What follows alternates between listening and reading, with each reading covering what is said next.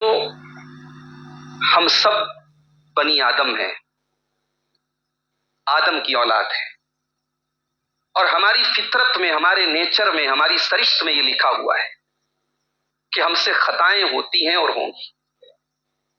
ہم فرشتے نہیں ہیں، ہم معصوم نہیں ہیں، ہم سے اس دنیا میں کچھ نہ کچھ خطائیں ضرور ہوں گی۔ مسئلہ یہ نہیں کہ آپ سے خطا ہو گئی، مسئلہ یہ نہیں کہ ہم سے گناہ ہو گیا، مسئلہ یہ ہے کہ ہم نے گناہ کے بعد، خطا کے بعد ہمارا رد عمل کیا ہے؟ کیا ہم اللہ کی طرف رجوع کر رہے ہیں؟ کیا ہمارے دل میں توبہ کا خیال آ رہا ہے؟ اگر توبہ کا خیال نہیں آ رہا ہے تو یہ اس بات کی علامت ہے کہ دل سخت ہو چکا ہے۔ آج آپ دیکھیں کہ اللہ تعالیٰ مختلف طریقے سے ہمیں تنبیہ کر رہا ہے، ڈرا رہا ہے۔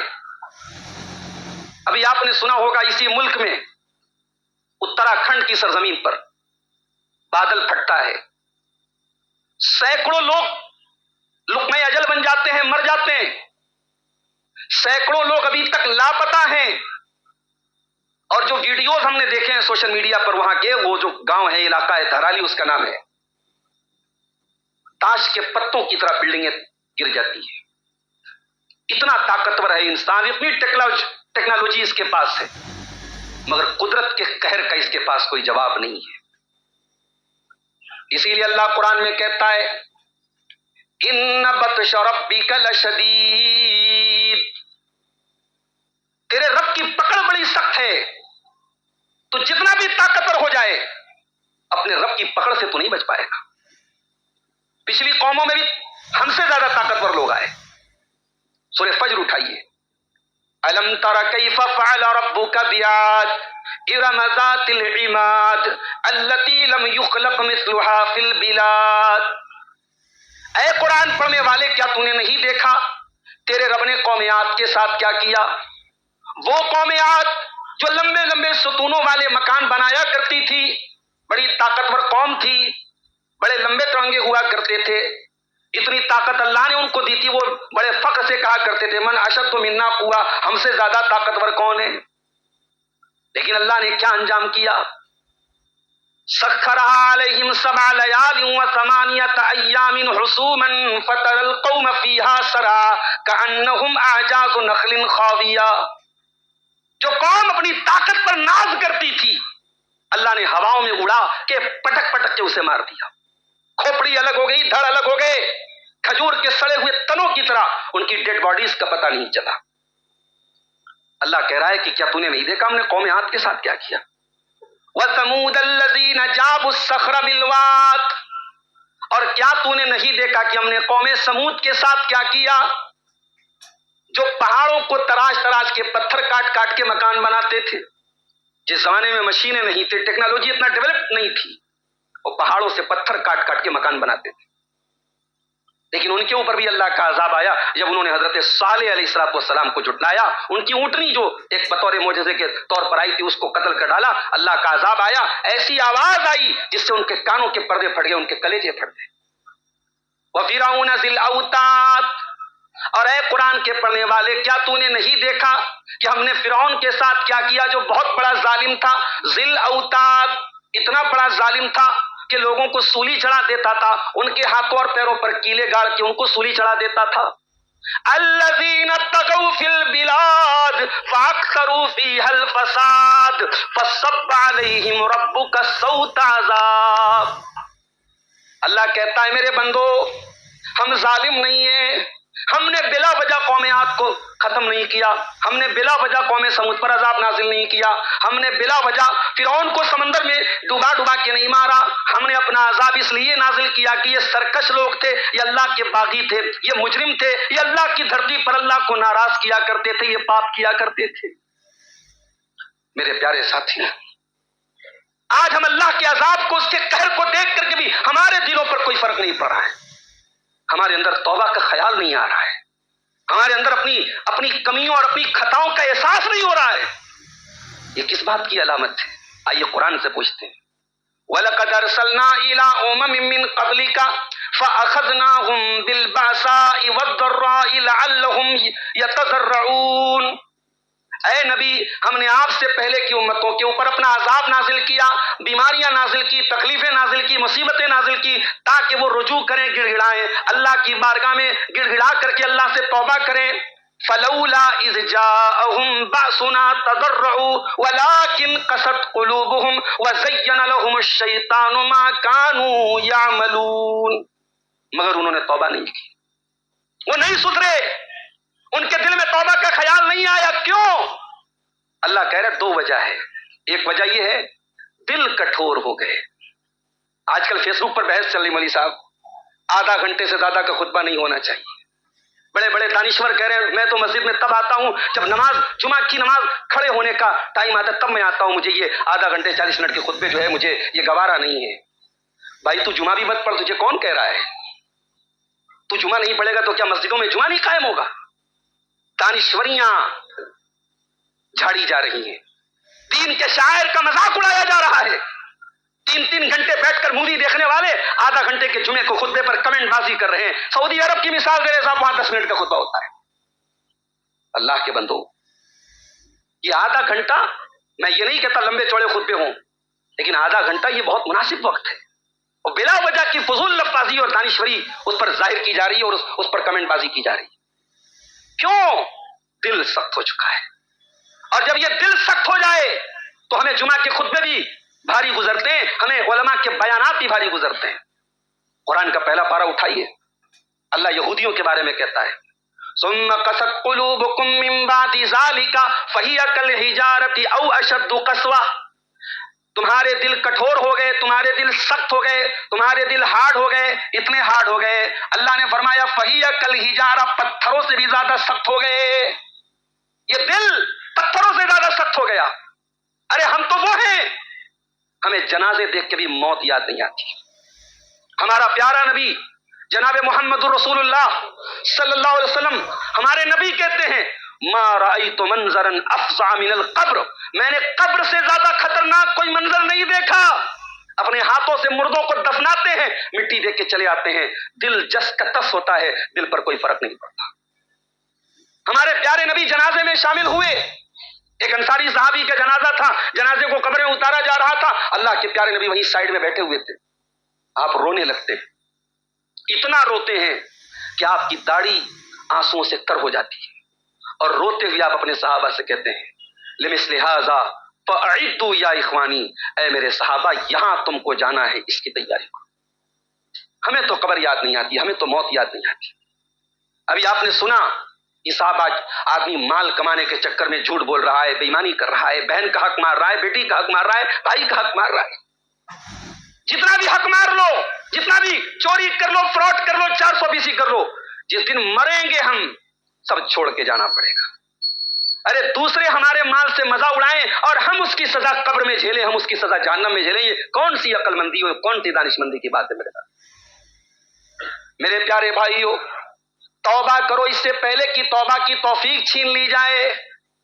اللہ تعالیٰ معاف کرنے کو تیار ہے، اللہ تعالیٰ ہمارے لڑکھڑائے قدموں کو سہارا دینے کو تیار ہے، اللہ کی طرف ہم رجوع کریں، اللہ ہمیں قبول کرنے کو تیار ہے۔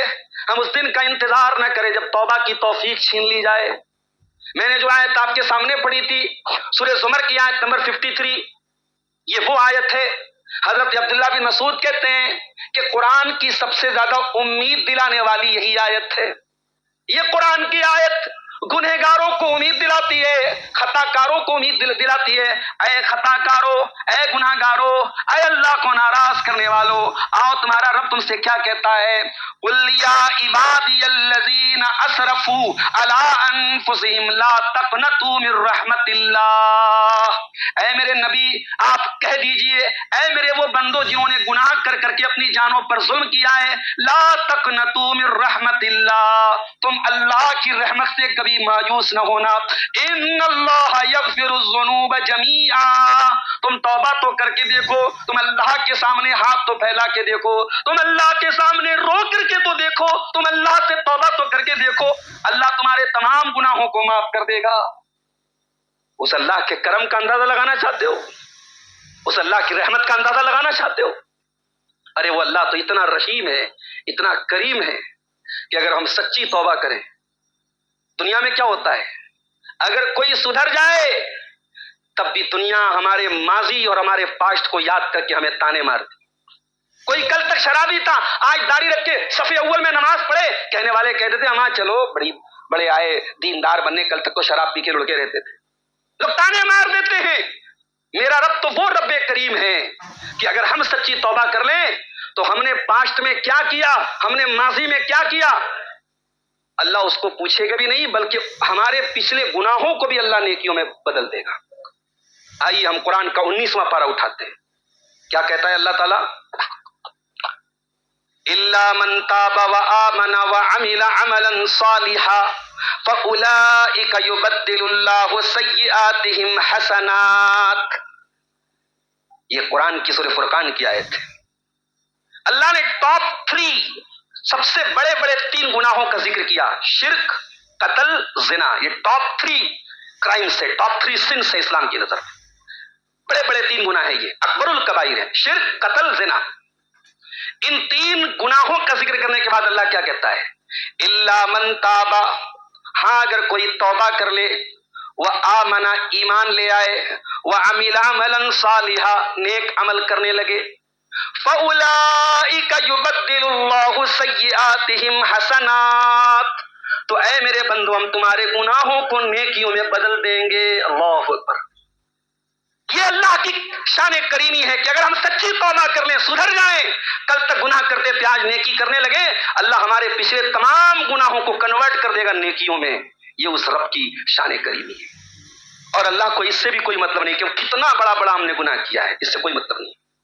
حدیث قدسی دیکھیے، ترمذی کی حدیث ہے، حدیث قدسی ہے، اللہ کے پیارے نبی کہتے ہیں، اللہ تعالیٰ کہتا ہے، یا ابن آدم انک ما دعوتنی ورجوتنی غفرت لک علی ما کان فیک ولا ابالی۔ اے آدم کے بیٹے، جب تک تو مجھ کو پکارتا رہے گا، جب تک تو مجھ سے امید لگاتا رہے گا، میں تیرے گناہوں کو معاف کرتا رہوں گا۔ یا ابن آدم لو بلغت ذنوبک عنان السماء، اے آدم کے بیٹے اگر تیرے گناہ آسمان کے کناروں تک پہنچ جائیں، اتنا بڑا تو گنہگار ہو جائے کہ آسمان کے کناروں تک تیرے گناہ پہنچ جائیں، ثم استغفرتنی، اور پھر تو مجھ سے آ کر کے توبہ کر لے، مجھ سے معافی مانگ لے، غفرت لک، تو میں معاف کر دوں گا، ولا ابالی، مجھے کوئی پرواہ نہیں۔ اے آدم کے بیٹے، تو اگر زمین بھر کے گناہ لے کے قیامت کے دن آئے گا اور سچی توبہ اور توحید لے کر کے میرے پاس آئے گا تو میں زمین بھر کے مغفرت تجھے عطا کروں گا، میں تجھے معاف کر دوں گا۔ میرا رب تو وہ رب ہے میرے بھائی، اور اسی لیے یہ بات یاد رکھیے، اللہ کے بارے میں کبھی یہ نہیں کہنا چاہیے اللہ فلاں کو معاف نہیں کر سکتا۔ بڑا مشہور واقعہ ہے بنی اسرائیل کے اس آدمی کا جس نے 99 لوگوں کو قتل کیا تھا، 99 لوگوں کا قاتل تھا۔ اس کے دل میں توبہ کا خیال آیا، اس نے پوچھا کہ اس دور کا سب سے بڑا عالم کون ہے؟ بتانے والے نے عالم کا پتہ نہیں بتایا، عابد کا پتہ بتا دیا۔ عالم الگ ہے، عابد الگ ہے۔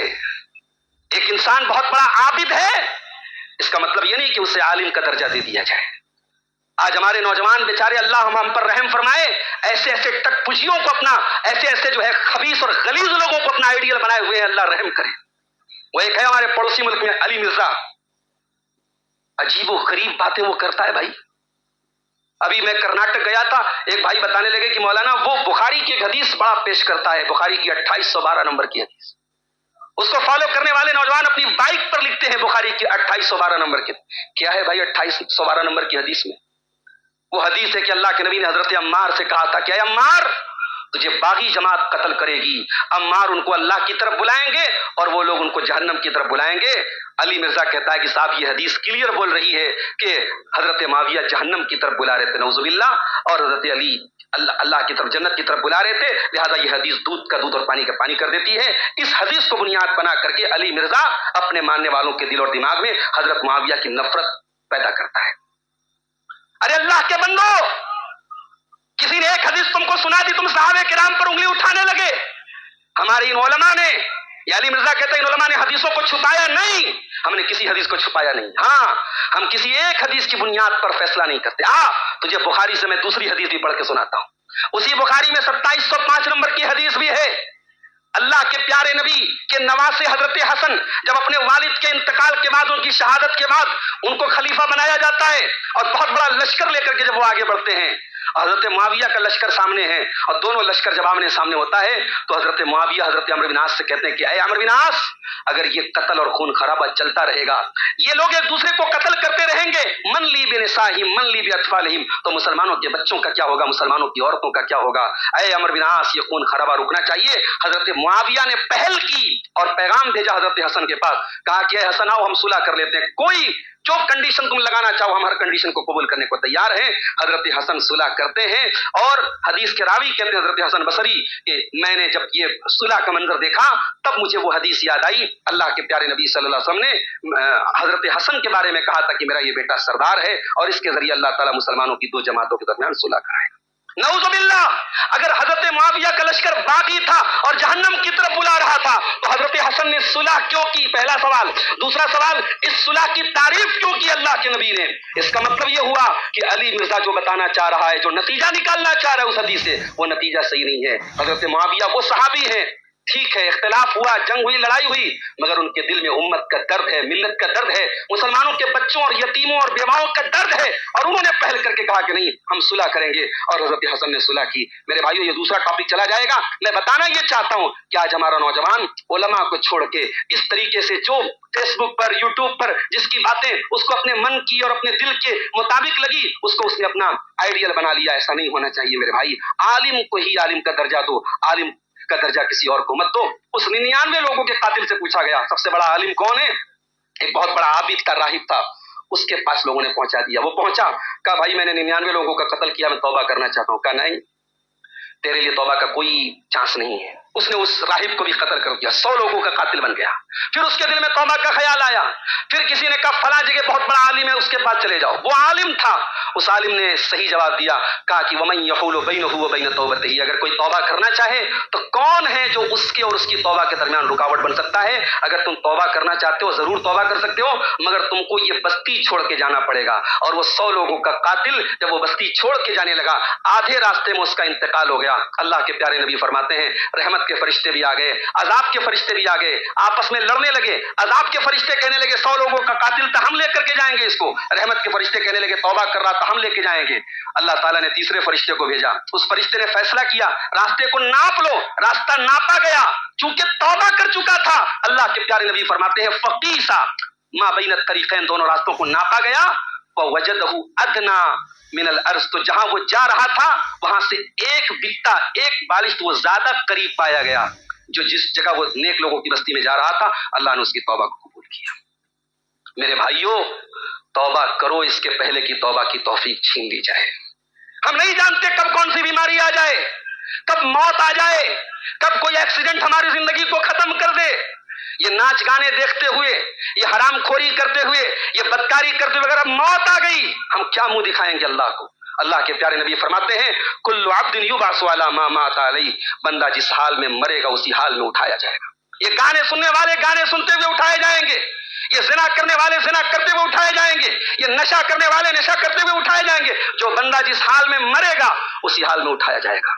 میرے نوجوانوں، انسٹاگرام کی ریلز پر اپنے وقت کو برباد کرنے والوں، فیس بک اور سوشل میڈیا کے ذریعے اپنی جوانی اور اپنے ٹائم کو برباد کرنے والے میرے بھائیوں، یہ زندگی کی بہت بڑی امانت ہے، یہ وقت اور ٹائم، اس امانت کی قدر کرو میرے بھائی۔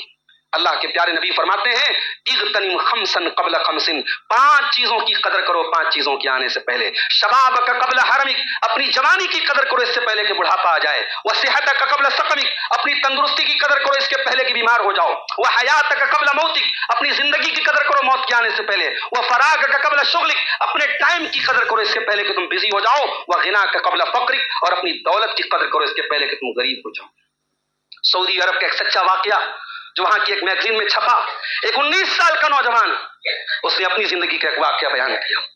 اس نے کہا میں دوسرے نوجوانوں کی طرح میں بھی دین سے دور تھا، مسجدوں سے دور تھا، اللہ سے دور تھا، اور اس کا کام کیا تھا، اس کا پروفیشن کیا تھا؟ وہ غوطہ خوروں کی ٹیم میں شامل تھا۔ غوطہ خور کس کو بولتے ہیں؟ جو سمندر کے اندر جو ان کی اپنی ایک مخصوص ڈریس ہوتی ہے اس کو پہن کر کے سمندر میں جاتے ہیں اور سمندر سے جو قیمتی موتی وغیرہ ہوتے ہیں ان کو نکالتے، ریسرچ کرتے ہیں، وہ ٹیم، وہ کام تھا اس کا۔ وہ 19 سال کا نوجوان کہتا ہے کہ ایک مرتبہ میں جب اپنی ٹیم کے ساتھ سمندر کے اندر گیا، پانی کے اندر گیا، تو کسی طریقے سے میرا جو آکسیجن ڈریس تھی وہ فیل ہو گئی اور پانی میرے بدن کے اندر آنے لگا، میں ڈوبنے لگا، موت میرے سامنے آ گئی۔ اور جب مجھے یہ لگا کہ اب میں مر جاؤں گا تو میری پوری زندگی، پچھلی پوری زندگی، میرے گناہ سب میرے سامنے آ گئے۔ میں نے سوچا کہ اب تو مر رہا ہوں، مرنے کے پہلے کلمہ پڑھ لیتا ہوں۔ کلمہ پڑھنا چاہا تو لا کے آگے زبان ہی نہیں بڑھ رہی ہے، لا الہ الا اللہ پڑھنا چاہ رہا ہوں، لا کے آگے زبان ہی نہیں چل رہی ہے۔ میں نے سوچ لیا کہ اب تو میرا انجام بہت برا ہونے والا ہے، میں موت کے گھاٹ اتر رہا ہوں، مجھے توبہ کی توفیق، کلمہ پڑھنے کی توفیق بھی نہیں مل رہی ہے۔ پھر کہتا ہے کہ پھر میں اپنے ہوش و حواس کھو دیتا ہوں، مجھے ہوش آتا ہے تو میں پانی کے باہر ہوں۔ میرے ساتھیوں نے بتایا کہ جب ہمیں یہ محسوس ہوا کہ تم ڈوب رہے ہو، ہم نے تمہیں نکالا، باہر نکالنے کے بعد تمہیں ہوش آیا ہے۔ جیسے ہی اس کو ہوش آیا اور اس کو یہ یقین ہو گیا کہ اب میں بچ گیا ہوں، موت کے منہ سے میں جانے کے بعد میں بچ گیا ہوں، اس نے سب سے پہلے تو کلمہ پڑھا، جو کلمہ وہاں نہیں پڑھ پا رہا تھا، اور اس کے بعد اس نے اللہ سے سچی توبہ کی، سچی توبہ کی۔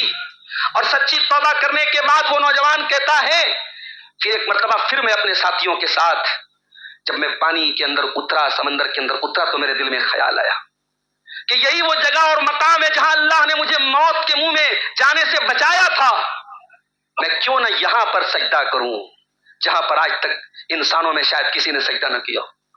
وہ نوجوان کہتا ہے میں پانی کی سمندر کی گہرائی میں جا کر کے میں نے سجدہ کیا، اور سجدہ کرنے کے بعد میں نے اللہ سے کہا کہ اللہ میں اس جگہ سجدہ کر کے اس جگہ کو میں گواہ بنا رہا ہوں، شاید قیامت کے دن یہ جگہ گواہی دے کہ اللہ پوری روئے زمین پر سمندر کی گہرائی میں کسی نے جا کر کے سجدہ نہ کیا تھا، اے اللہ تیرا یہ بندہ بڑا گنہگار تھا، اب یہ توبہ کر چکا ہے اور یہاں پر یہ سجدہ کر رہا ہے، شاید اس سجدے کی بدولت اللہ میرے پچھلے تمام گناہوں کو معاف کر دے۔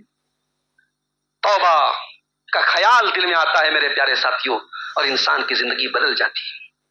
دنیا میں آج مجرم، جھوٹے، مکار دندناتے پھرتے ہیں، اور عدالتیں اور جج اور وکیل اور پورا جوڈیشری سسٹم ان کو پکڑنے میں ناکام ہوتا ہے، مگر جب دلوں میں اللہ کا ڈر پیدا ہو جائے تو عدالت میں مجرم خود آ کر کے اپنے جرم کا اقرار کرتا ہے۔ اللہ کے نبی کے پاس ایک صحابی آتے ہیں، مائز بن مالک اسلمی نام ہے ان کا، آ کر کے کہتے ہیں اللہ کے نبی میں نے زنا کر لیا ہے، میں شادی شدہ ہوں، مجھے معلوم ہے زنا کی کیا سزا ہے اسلام کے اندر، طہرنی مجھے پاک کر دیجئے، مجھے اسلام میں جو زنا کی سزا ہے، سزائے موت ہے، رجم کی سزا ہے، وہ سزا مجھے دے دیجئے، مجھے پاک کر دیجئے تاکہ دنیا کی سزا مجھے مل جائے، آخرت کی سزا سے میں بچ جاؤں۔ اللہ کے نبی نے صحابہ سے کہا ابھی جنون، یہ پاگل ہو گیا ہے کیا؟ صحابہ کرام نے کنفرم کیا نہیں، اللہ کے نبی پاگل نہیں ہوا ہے۔ آپ نے پوچھا شریب خمرن، کہیں شراب تو نہیں پیا ہے؟ ایک صحابی آگے بڑے، منہ کو سونگا، کہا اللہ کے نبی شراب بھی نہیں پیا ہے۔ ہر طریقے سے جب اطمینان ہو گیا، صحیح مسلم کتاب الحدود کی روایت ہے، اللہ کے پیارے نبی نے حکم دیا، گڈھا کھودا گیا، مائز بن مالک اسلمی کو گڈھے میں ڈالا گیا، سر تک سینے تک ان کو گڈھے میں ڈالا گیا اور پتھروں سے مار مار کے ختم کر دیا گیا۔ مائز کا انتقال ہو گیا۔ صحابہ میں دو گروپ ہو گئے، ایک گروپ کہنے لگا مائز نے توبہ کر لی تھی، یہ نیک ہو گئے تھے، اللہ ان کی مغفرت کرے گا، ان کے لیے مغفرت کی دعا کی جا سکتی ہے۔ کچھ لوگوں کا یہ کہنا تھا نہیں، یہ انہوں نے زنا کیا تھا، بہت بڑا پاپ کیا تھا، ان کے لیے مغفرت کی دعا نہیں کر سکتے۔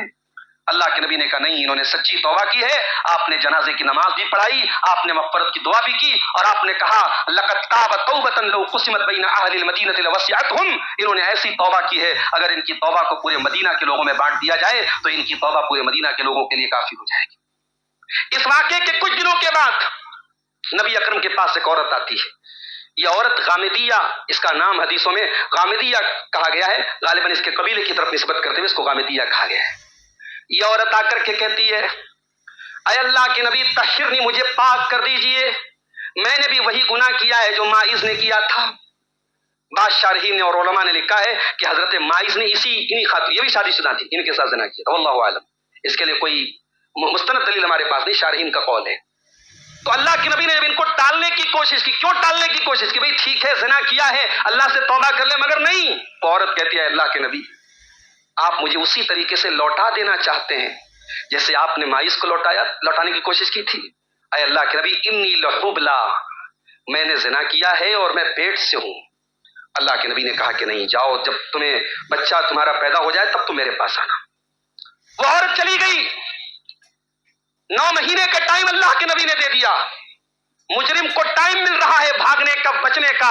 میرے بھائیوں، وہ کون سی طاقت ہے جو مجرم کو پھر دوبارہ آ کر کے سزا لینے کے لیے مجبور کر رہی ہے؟ اللہ کا ڈر اور اللہ کا خوف ہے۔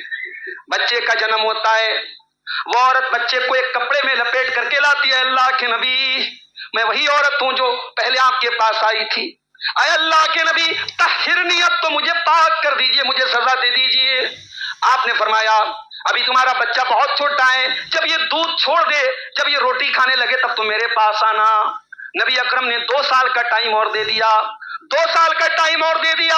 2 سال کے بعد شاید صحابہ کرام بھی فراموش کر چکے ہوں گے، شاید بھول چکے ہوں گے کہ ایسا کوئی معاملہ آیا تھا۔ 2 سال کے بعد اس بچے کو گود میں لے کر اس حال میں کہ بچے کے ہاتھ میں روٹی کا ٹکڑا ہے، بچہ روٹی کھا رہا ہے، وہ عورت آ کر کے کہتی ہے اے اللہ کے نبی، طہرنی، مجھے پاک کر دیجئے، میرا بچہ دودھ چھوڑ چکا ہے، روٹی کھانے لگا ہے۔ صحیح مسلم کے الفاظ ہیں۔ اللہ کے پیارے نبی نے بچے کو ایک مسلمان کے حوالے کیا اور زمین میں اس عورت کو سینے تک گڈھا کھود کر کے ڈالا گیا اور رجم کی سزا دی گئی، پتھروں سے مار کے ختم کیا گیا۔ حضرت خالد بن ولید نے پتھر اٹھایا، عورت کے اوپر مارا، خون کے چھینٹے اٹھے، حضرت خالد کے چہرے پر پڑے، انہوں نے کچھ برے الفاظ استعمال کر دیے اس عورت کے متعلق، کچھ نازیبا الفاظ، فسبھا، انہوں نے کچھ برا بلا کہہ دیا۔ اللہ کے پیارے نبی نے فرمایا مہلن یا خالد، خبردار ہے خالد، زبان کو لگام دو، لقد تابت توبۃ لو تابها صاحب محسن لغفر له، اگر کوئی ڈاکو، کوئی چور، کوئی اچکا بھی ایسی توبہ کرتا جیسی اس خاتون نے توبہ کی ہے، اللہ اس کی توبہ قبول کر لیتا۔ میرے بھائیوں، ہم کس چیز کا انتظار کر رہے ہیں؟ ہم کیوں نہیں اللہ کی بارگاہ میں توبہ کرتے ہیں؟ قرآن کریم میں ہمیں اللہ نے ان 3 صحابہ کی توبہ کا بھی ذکر کیا ہے جو غزوہ تبوک میں اپنی سستی اور کاہلی کی وجہ سے نہیں جا پائے۔ غزوہ تبوک میں بہت سارے منافق بھی نہیں گئے تھے، ان کا کوئی مسئلہ نہیں ہوا، لیکن یہ 3 صحابی، حضرت کعب بن مالک، حضرت ہلال بن امیہ، حضرت مرارہ بن ربیع، یہ 3 صحابی ایسے تھے جو سچے صحابی رسول تھے، سچے ایمان والے تھے، اپنی سستی اور کاہلی کی وجہ سے نہیں جا پائے تھے۔ انہوں نے اللہ کے نبی کے پاس آ کے سچ بولا کہ اللہ کے نبی، ہمارے ساتھ کوئی مجبوری نہیں تھی، ہم اپنی کاہلی کی وجہ سے نہیں گئے۔ اللہ کے نبی نے صحابہ سے کہا کہ کوئی ان سے بات نہ کرے، ان کا سوشل بائیکاٹ کر دیا گیا۔ مسلمانوں کے ساتھ رہ رہے کوئی بات کرنے کو تیار نہیں ہے، اور اللہ کے نبی نے کہا جب تک اللہ تعالیٰ ان کے بارے میں کوئی فیصلہ نہ کر دے اب ان کے ساتھ کوئی تعلق نہ رکھا جائے۔ غالباً 50 دن، 1.5-2 مہینے کی مدت کے بعد جب یہ تینوں بیچارے پریشان ہو گئے، خاص طور سے حضرت کعب بن مالک کہتے ہیں اپنے بارے میں کہ میرے لیے زمین تنگ ہو گئی تھی، میں مدینہ کے بازاروں میں جاتا تو کوئی سلام کرنے کو تیار نہیں، میرا چچا زاد بھائی جو بہت محبت کرتا تھا، میرا دوست تھا، مجھ کو سلام کرنے کو تیار نہیں۔ کہا کہ جب 50 دن پورے ہو گئے، میں نماز پڑھ رہا تھا، سجدے سے سر اٹھایا، کسی نے آ کے کہا کہ اے کعب بن مالک، مبارک ہو، تیری زندگی کا سب سے مبارک دن ہے آج، اللہ نے تیری توبہ قبول کر لی، اور سورہ توبہ کی آیت نازل ہوئی وعلی الثلاثۃ الذین خلفوا، اللہ تعالیٰ نے ان 3 صحابہ کرام کی توبہ کو بھی قبول کیا۔ میرے عزیزو، توبہ کرو اس کے پہلے کی توبہ کی مہلت نکل جائے۔ آج ہم اور آپ بہت سارے ایسے گناہ بھی کر رہے ہیں جو گناہ ہماری تنہائیوں کو برباد کر رہے ہیں۔ ہم نمازی بھی ہیں، ہم بظاہر دیندار بھی ہیں، مگر موبائل اور سوشل میڈیا نے ہماری تنہائی کو گناہوں سے بھر دیا ہے۔ اگر ایسا ہے تو ہمیں اللہ کے نبی کی ایک حدیث کو اپنے سامنے رکھنا چاہیے۔ اللہ کے پیارے نبی فرماتے ہیں میری امت کے کچھ لوگ ایسے بھی ہوں گے جو قیامت کے دن تہامہ کی پہاڑیوں کے برابر نیکیاں لے کر کے آئیں گے، اللہ تعالیٰ ان کی نیکیوں کو ہوا میں اڑا دے گا، ان کی نیکیوں کو برباد کر دے گا، ان کی نیکیوں کا کوئی اعتبار نہ ہوگا۔ صحابہ نے پوچھا سبھوم لنا، اے اللہ کے نبی کون لوگ ہوں گے، ذرا کھل کے بتائیے۔ آپ نے فرمایا تمہاری طرح نماز بھی پڑھیں گے، عبادت بھی کریں گے، سب کچھ کریں گے، وَلَٰكِنَّهُمْ إِذَا خَلَوْا بِمَحَارِمِ اللَّهِ انتهكوها، جب وہ تنہائی میں ہوں گے، اکیلے میں ہوں گے، وہ حرام کام کریں گے، وہ ناجائز کام کریں گے، وہ گناہ کے کام کریں گے۔ میرے بھائیوں، اپنے اسمارٹ فون کو اتنا اسمارٹ نہ بناؤ کہ آپ کی نیکیوں کو کھا جائے۔ باپ یہ سمجھ رہا ہے کہ اس کی بیٹی کمرے میں اکیلی سو رہی ہے، اس کی بیٹی سوشل میڈیا کے مکر و فریب کی وجہ سے سینکڑوں نوجوان لڑکوں کے بیچ میں سو رہی ہے، آپ کا بیٹا سینکڑوں لڑکیوں کے بیچ میں سو رہا ہے، اور سوشل میڈیا کی یہ تنہائی آج ہمارے سماج اور معاشرے کو بدکاری اور زناکاری کے کس گڈھے کی طرف لے کے جا رہی ہے، شاید ہمیں اس کا اندازہ نہیں۔ میرے بھائیوں، اب میں چند چیزیں آپ کے سامنے بیان کر کے بات ختم کروں گا جو توبہ کے لیے ضروری ہے. توبہ کے لیے سب سے پہلی چیز کیا ہے؟ توبہ آپ اللہ کے لیے کریں، کسی کو دکھانے کے لیے نہ کریں. الا الذين تابوا واصلحوا واعتصموا بالله واخلصوا دينهم لله. جو لوگ توبہ کر لیں، اپنی اصلاح کر لیں، اللہ کے ساتھ جڑ جائیں اور اخلاص اپنے اندر پیدا کر لیں، فَأُولَٰئِكَ مَعَ الْمُؤْمِنِينَ، یہی وہ لوگ ہیں جو ایمان والوں کے ساتھ ہوں گے. سچی توبہ کی پہلی کنڈیشن کیا ہے؟ اخلاص ہونا چاہیے، آپ اللہ کے لیے توبہ کریں. دوسری کنڈیشن، توبہ کرنا ہے تو اس گناہ کو فوراً چھوڑیں. نماز نہیں پڑھ رہے ہو تو نماز فوراً شروع کرو، نشہ کر رہے ہو تو نشہ فوراً چھوڑ دو، حرام کام کرو تو حرام فوراً چھوڑ دو. اس میں یہ مت سوچو کہ ہم کل کر لیں گے، کل نہ کر کل کا کوئی بھروسہ نہیں. بعض سلف کہتے ہیں کہ یہ جو کہا جاتا نا ان قریب ایسا کر لوں گا، کل ایسا کر لوں گا. میں کئی ایسے لوگوں کو جانتا ہوں کہ جو حج کر سکتے تھے انہوں نے حج نہیں کیا، اور کوئی بیماری آئی اور ان کا کام ختم ہو گیا. میں کئی اپنے قریبی لوگوں کو جانتا ہوں جو حج کی حسرت لیے دنیا سے چلے گئے. طاقت تھی، پیسہ تھا، جس میں صحت تھی، حج کر سکتے تھے انہوں نے نہیں کیا. حج فرض تھا انہوں نے نہیں کیا. میرے بھائیوں، کل پہ توبہ کو نہ ٹالو. اگر کوئی گناہ ہم کر رہے ہیں تو آج ہی فوراً توبہ کریں. یہ توبہ کی دوسری شرط ہے. توبہ کی تیسری شرط، ہمیں اپنے گناہوں پر شرمندگی ہو، ہمیں یہ احساس ہو کہ ہاں ہم نے غلط کیا. اور چوتھی شرط، آئندہ وہ گناہ نہ کرنے کا پکا ارادہ کریں. اور اگر گناہ کا تعلق حقوق العباد سے ہے تو پانچویں کنڈیشن یہ ہے کہ ہم نے جس کے ساتھ حق تلفی کی ہے اسے معافی مانگے اور اس کا حق ادا کریں. یہ 5 چیزیں جب ہوں گی تب ہماری توبہ سچی توبہ ہوگی. اور توبہ کرنا ہے تو ایک کام ہمیں اور کرنا پڑے گا، اور وہ کام کیا ہے؟ اپنے نفس سے ہمیں لڑنا پڑے گا. نفس تو آپ کا برائی پر ابھارے گا، جہاں موقع ملے گا نفس آپ کو برائی پر ابھارے گا. لیکن قرآن کیا کہتا ہے؟ وَنَفْسٍ وَمَا سَوَّاهَا فَأَلْهَمَهَا فُجُورَهَا وَتَقْوَاهَا قَدْ أَفْلَحَ مَنْ زَكَّاهَا وَقَدْ خَابَ مَنْ دَسَّاهَا. کامیاب ہے وہ انسان جس نے اپنے نفس کو پاک کیا. ہمیں اپنے نفس کو بھی پاک کرنا پڑے گا. اسی طریقے سے میرے پیارے ساتھیوں، اگر ہمیں توبہ کرنا ہے تو ہمیں ایک کام اور کرنا پڑے گا، اور وہ کام یہ ہے کہ ہمیں اپنی تنہائیوں میں اپنے آپ کو بچانا پڑے گا. تنہائی ہو تو خالی مت رہو، اپنے آپ کو کسی اچھی چیز میں مصروف رکھو. اور یہ بات یاد رکھو کہ ٹائم بہت بڑی نعمت ہے، اور قیامت کے لیے یہ ٹائم اگر ہم نے غلط چیزوں میں لگایا ہے ہمیں جواب دینا پڑے گا. جب جہنمی جہنم میں جائیں گے تو قرآن کہتا ہے وَهُمْ يَسْتَرِخُونَ فِيهَا رَبَّنَا أَخْرِجْنَا نَعْمَلْ صَالِحًا غَيْرَ الَّذِي كُنَّا نَعْمَلْ. جہنمی جہنم میں جانے کے بعد چیخیں گے، چلائیں گے اور کہیں گے اے اللہ ہم کو جہنم سے نکال دے، ہم وعدہ کرتے ہیں ہم نیک عمل کریں گے، اچھا عمل کریں گے. اللہ فرمائے گا اولم نعمرکم ما یتذکر فیہ من تذکر، کیا ہم نے تم کو وہ زندگی نہیں دی تھی، وہ عمر نہیں دی تھی جس میں تم سدھر سکتے تھے؟ تم نہیں سدھرے، لہٰذا آج تمہیں عذاب کا مزہ چکھایا جائے گا. میرے بھائیوں، یہ زندگی اللہ کی امانت ہے، یہ عمر، یہ ٹائم اللہ کی امانت ہے. یہ ٹائم دوبارہ نہیں ملے گا، اس لیے سچی توبہ کرو. اور چند دعائیں میں آپ کو سکھا رہا ہوں، ان کا بھی اہتمام کیجیے. آپ چونکہ دلوں کا مالک اللہ ہے، دلوں کی حفاظت کے لیے اللہ سے دعا کریں. یا مقلب القلوب ثبت قلبی علی دینک، یا مصرف القلوب صرف قلوبنا علی طاعتک، ربنا لا تزغ قلوبنا بعد اذ ہدیتنا وہب لنا من لدنک رحمہ انک انت الوہاب. ان دعاؤں کو آپ اپنی زندگی میں شامل کریں. اور یہ بات یاد رکھیے میرے بھائی، جب آپ توبہ کریں گے آپ کے بال بچوں پر بھی اچھا اثر پڑے گا، آپ کی زندگی پر اچھا اثر پڑے گا.